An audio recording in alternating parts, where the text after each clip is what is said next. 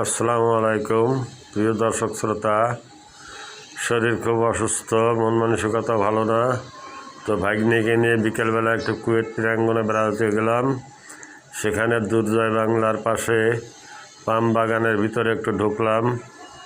তো তারপর ঘর থেকে বেশ কয়েকদিন ঘর থেকে বের হওয়ার পর বিকেলে পার্কের মতোই জনারণ্য হয়ে উঠছে প্রাঙ্গণ। তো এই জায়গাটা একটু নিরিবিলি দেখা যাচ্ছে। তো চিন্তা করলাম যে এখানে পাম বাগানের ভিতর দিয়ে একটু ঘুরে আসি।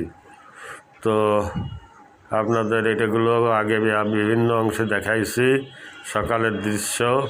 এখন বিকেলবেলায় কুয়েট প্রাঙ্গণের পাম বাগান। তো ভালোই লাগতেছে, আবহাওয়াটা গরম নাই। তো আপনাদেরও শেয়ার করলাম আপনাদের সঙ্গে। আমি একা